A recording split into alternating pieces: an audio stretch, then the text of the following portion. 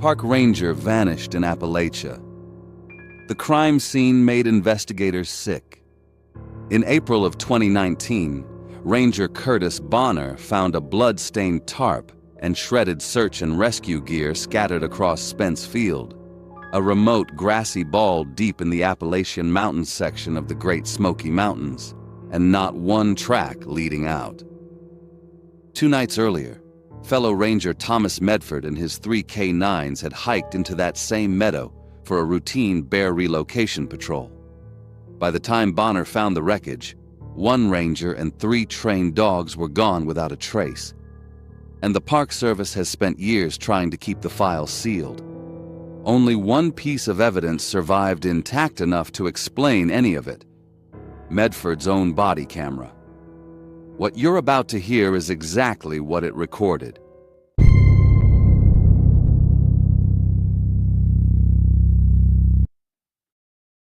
The dogs dropped to the tent floor before Thomas caught the sound that put them there. Zeus first, then Bomant, then Duke, 3 trained K9s flattening against the nylon like a hand had pressed them down. His pulse kicked hard against his ribs before his brain even caught up to why.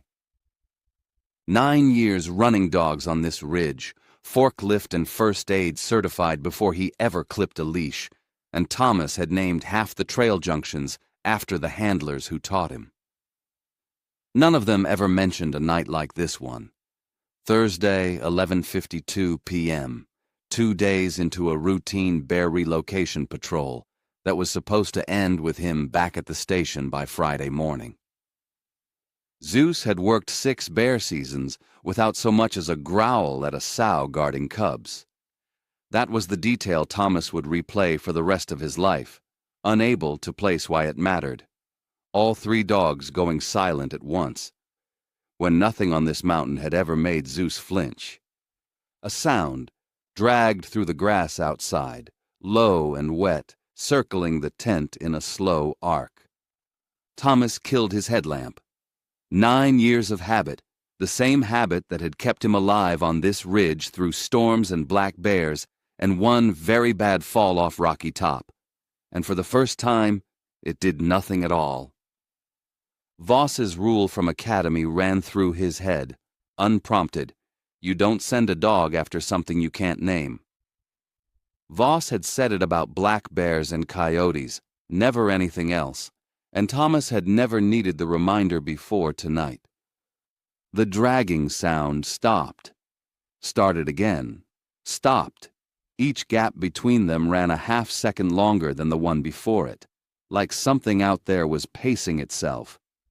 Thomas's hands found the shovel handle without him telling them to, fingers wrapping tight around cold steel, knuckles white in the dark.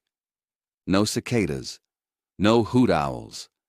April on this bald should have been loud with both, and instead the only sound came from 3 dogs breathing hard against nylon and fabric shuddering in wind that had no business moving this fast this high up. Something was outside the tent. The fog had rolled in an hour earlier, thick enough to swallow the ridgeline whole, pressing down over Spence Field until the grass and the tree line and the sky all blurred into one gray wall. And it hadn't lifted since, hadn't thinned, hadn't done anything but sit there, heavy, waiting. The dragging sound wasn't holding a steady distance anymore. It was getting close on one side, then the other. Like whatever was making it didn't move in a straight line, or didn't move like anything Thomas had ever tracked before. He'd figure out why a few minutes later, the second he stepped outside the tent. He stepped out with the shovel raised, and the smell hit him before anything else did. Wet copper, thick enough to coat the back of his throat, nothing like blood from any deer or bear he'd ever dressed out on this ridge. The dragging sound cut left. Thomas swung the entrenching tool blind into the grass, and the blade connected with something that screamed, high, wet, gone in half a second, and came away with 6 inches of something that wasn't fur and wasn't quite skin either, twitching in the beam of his headlamp like it still belonged to whatever it came from. He didn't stop to think about what that meant. He grabbed the Pelican case off the gear pile, rated to hold up under 500 pounds of crushing pressure, the same model he used to haul tranquilized cubs down off Spence Field, dropped the severed piece inside, and slammed the latches shut. A live specimen was the only thing that would make anyone believe him after tonight, and some part of him was already filing the report in his head. The case latch held. That should have settled something. Instead, a soft, rhythmic clawing started up directly under the tent floor, in perfect time with something breathing. And the breathing wasn't coming from the direction of the case at all. Thomas froze dead, halfway back to the tent flap. His lantern threw a shadow against the canvas wall that shouldn't have belonged to anything standing where the fog was. It was too tall for a bear, too many joints for a man, and it held still for exactly as long as it took Thomas to register it before it slid sideways out of the light. Zeus and Bomant were pressed against his legs now, both of them shaking, neither one barking. Duke stood at the mesh window with his hackles up in a solid ridge down his spine, staring at a patch of grass that, as far as Thomas could tell, held nothing at all. The copper smell was stronger inside the tent than it had been outside, which didn't make any sense unless something had followed him in on his boots, or unless it had never been coming from the grass to begin with. A whisper drifted through the fabric wall, low, dragging out the vowels wrong. One word. Thomas couldn't place it. Not yet. He'd understand exactly what it said by the second night, and by then it would already be too late to matter. He checked his watch. Relief wasn't due onto the Bald until Friday morning, just under 4 days. No radio contact scheduled, nobody coming up that trail short of an emergency flare. 4 days was a long time to be wrong about something. The temperature had dropped harder than the forecast called for. 8, maybe 10 degrees in under an hour, sharp enough that his breath fogged thick in the lantern light. The guy lines had started to hum, a low vibrating note running up through the stakes, and nothing else on the ridge moved enough to explain it. No branches swayed, no grass bent, just those 4 chords, singing to themselves in windless air. Thomas set the Pelican case in the far corner of the tent, weighted it down with his pack, and told himself the latches were rated for 500 pounds. Whatever was inside that case didn't weigh 500 pounds. It couldn't. He just wished that made him feel better. The clawing under the floor kept going, patient, unhurried, like it had all night and knew it. Thomas sat with his back against the case, shovel across his knees, watching his own shadow stretch and shrink against the canvas every time the lantern flickered. And somewhere behind that copper smell, faint but getting less faint by the minute, was something that smelled almost like a wet dog, if a wet dog had been dead a week first. That was the smell he'd remember longest. Longer than the scream, longer than the whisper. The kind that gets into a person's clothes and stays no matter how many times they wash them. And Thomas hadn't even made it to sunrise yet. The clawing under the floor came back the next night, right on schedule, like whatever made it kept its own clock better than Thomas kept his. Zeus broke first. The scratching built to a frenzy directly beneath the sleeping bags, and Zeus went rigid, then lunged for the mesh window so hard the zipper track ripped half open on its own. Thomas grabbed for his collar and missed by an inch. Therefore Zeus tore out into grass gone chest-high in the fog, and the baying that followed cut to dead silence mid-stride, like someone had reached out and turned him off. Thomas stood in the open flap for 11 minutes, calling a name that nothing answered. Bomant and Duke wouldn't come near the gap after that. Thomas zip-tied the tear shut with paracord, hands shaking too hard to get a clean knot on the first try, and told himself Zeus had bolted after a deer. He'd circle back by morning. Dogs did that. Voss's rule ran through his head again anyway, uninvited. You don't send a dog after something you can't name. And Thomas realized, distantly, that he'd just done exactly that, and hadn't even decided to. The second night was worse. Heavy, rattling breath came through directly under his head mic at 2 a.m., close enough that Thomas felt it more than heard it. A pressure change against his eardrums, like something enormous inhaling right beside the canvas, slow and deliberate, like it wasn't in any hurry at all. Bomant snapped his leash clean at the buckle and tore through the tent wall before Thomas got a hand on him. The flashlight beam swept flattened grass. Nothing else. No dog, no blood, no drag marks. Just grass pressed flat in a shape that didn't match how a dog runs. Duke wouldn't stop shaking. Neither would Thomas, if he was being honest. By rights, this was the moment to hike out. 2 dogs gone, a fog that hadn't lifted in over 24 hours, and Friday still 18 hours out with nobody due to check the radio before then. Instead, Thomas kept the camera rolling, kept narrating times and observations into the mic like the footage mattered more than getting himself and Duke off this bald in one piece. He told himself it was procedure, that a ranger documented. That was the job. Even while some part of him understood that was a lie he was telling to keep his hands busy. He couldn't fully explain why, even to himself. Maybe he needed someone to believe him. Maybe some part of him had already decided he wasn't walking off this mountain either way, and figured the tape ought to survive even if he didn't. The whisper came on the 3rd night, and this time it wasn't drifting through fabric from somewhere outside. It resolved directly above his head, close enough to stir the hair on his neck. Tailipo. Tailipo. Thomas didn't know the word. He'd learn later his own grandmother used to tell a version of that story, one he'd have recognized instantly if she'd ever told it to him instead of just his cousins. Duke tackled the tent wall from the inside, tore the canvas wide open, and was gone into the fog before Thomas even got his boots laced. The GPS on his wrist had stopped updating an hour earlier, its arrow frozen on a ridgeline that no longer matched what Thomas could see. The trail flags he'd tied that morning, hot pink, tied at eye level 40 yards apart, were gone. Not knocked down. Gone, poles and all, like they'd never been staked into that ground to begin with. Thomas's hands wouldn't stop shaking as he fought a frozen tent stake free of the dirt, the metal biting cold straight through his soaked gloves.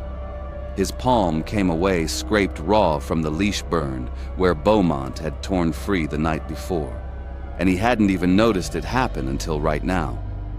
He was alone on Spence Field, with one working flashlight, a case he was starting to regret latching shut, and 18 hours between him and a relief team that wouldn't even know to worry yet. The tent shook first, hard, not wind, something closer, something deliberate, a slow, patient drag against the canvas from a hand or a claw, testing the seams for weakness before committing to anything more. Thomas swung his flashlight to the pelican case in the corner and felt his stomach drop straight through the tent floor. The latches hung open, bent outward at an angle no clumsy hand could manage, both hinges torn clean off their rivets. Whatever he'd cased 2 nights ago wasn't in there anymore. It hadn't needed the case broken open from outside. It had needed him to stop watching it for 1 single minute. And somewhere in the last 48 hours, exhausted and half out of his mind, he had.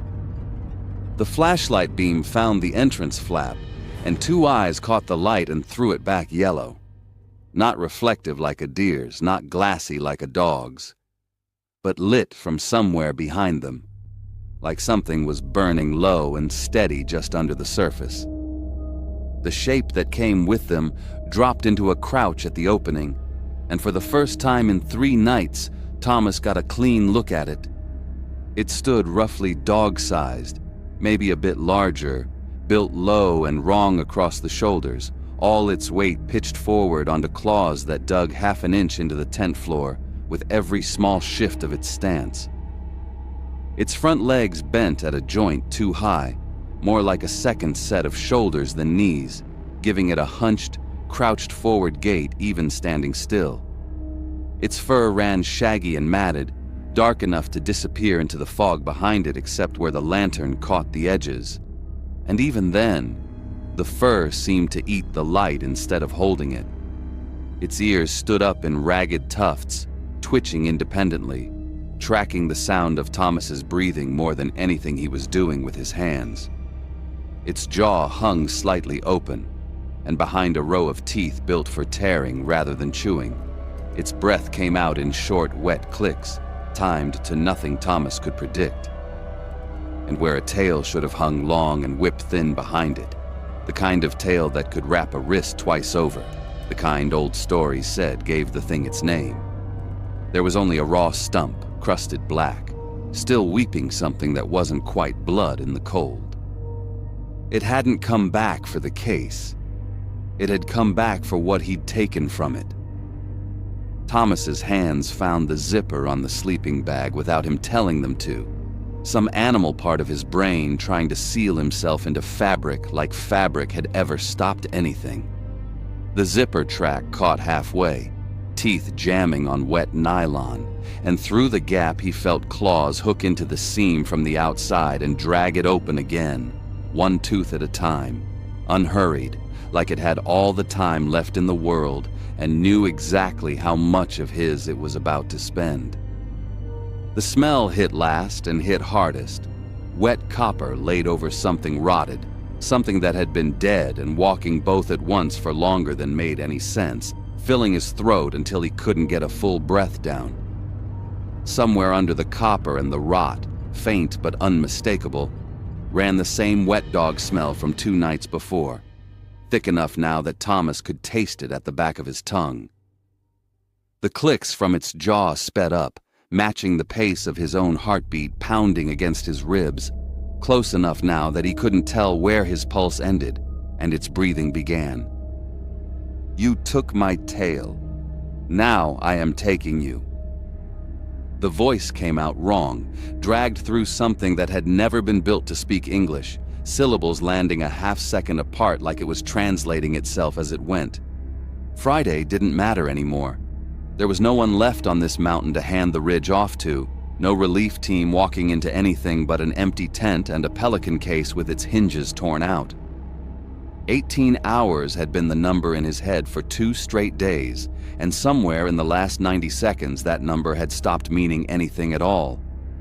The lantern guttered once, caught, then died completely, and the last thing the camera picked up before the feed dissolved into static was motion, fast, low, close, and one long, tearing sound that cut off far too suddenly to have finished on its own. Then nothing. Just green-tinted fog rolling slow across an open flap, and the tent canvas rippling once, twice, in wind that had no business blowing that hard on a night with no weather in the forecast at all. Ranger Curtis Bonner stood at the edge of Spence Field with a GoPro in one hand and his radio in the other. And for the first time in 3 long days, the bald was dead calm. Birdsong carried across the grass. Cicadas ran their usual buzz from the tree line. The fog that search teams had been fighting through since Thursday had burned off sometime overnight, leaving the whole meadow lit up gold and ordinary under a clear morning sky. The kind of morning that should have felt like relief if Bonner hadn't already walked the tent line twice and found exactly nothing he wanted to find. The tent itself was shredded on one side, canvas hanging in ribbons from a tear too wide and too clean to have come from wind. The blood-stained tarp lay half-collapsed 6 feet from the entrance, one corner still staked into the dirt, the rest of it dragged and bunched like something heavy had been hauled across it more than once. Search and rescue gear was scattered across a 15-foot radius. A leash, a headlamp with the lens cracked clean through, a boot with the laces still tied, the sock still inside it, the foot gone. No sign of Thomas. No sign of Zeus, Bomant, or Duke. Two of the techs who'd hiked up behind Bonner didn't make it past the tarp. One sat down hard in the grass and didn't get back up for a while. The other walked off toward the tree line and lost his breakfast, and nobody said anything about it because nobody blamed him. It wasn't the blood. Rangers saw blood. It was the pattern of it, soaked into the canvas in long, deliberate drag marks instead of pooling where a body should have fallen, like whatever left it had been moving the whole time, not lying still. And it wasn't just Thomas's blood. 3 separate stains, 3 separate patterns, and none of the 3 matched up with how far apart the dogs had scattered when they'd bolted. Somebody, or something, had dragged all of it back to one spot before leaving it behind. The tent pole was still staked upright in the dirt, and Bonner almost missed the notches at first, small, deliberate cuts running down the aluminum, Thomas's habit of marking off each morning of patrol with his pocket knife. 2 clean notches. A patrol of 2 full days. Bonner crouched and counted a 3rd time because there were 4. The 4th notch sat lower than the others, cut deeper into the metal, the edges rough and jagged in a way that didn't match the careful lines above it. Fresher than 2 days old. Fresher than it had any business being. The pelican case sat half buried in flattened grass a few feet away, rated to hold 500 pounds of crushing pressure. Both latches were bent outward at the hinge, torn loose from the inside. Bonner turned it over with his boot. Empty. Just an empty shell, scratched from the inside out, and something dark crusted along the seam that the lab would later fail to match to any dog, bear, or man on record. Whatever had been in that case hadn't been let out. It had gotten out on its own. Bonner keyed his radio, steadier than he felt like being. "Get me Grady West out here. Tell him to bring the whole file." The first 3 notches were even, careful. 9 years of quiet habit carved into aluminum. The 4th one wasn't Thomas's. He just couldn't say whose it was, and some part of him didn't want to find out.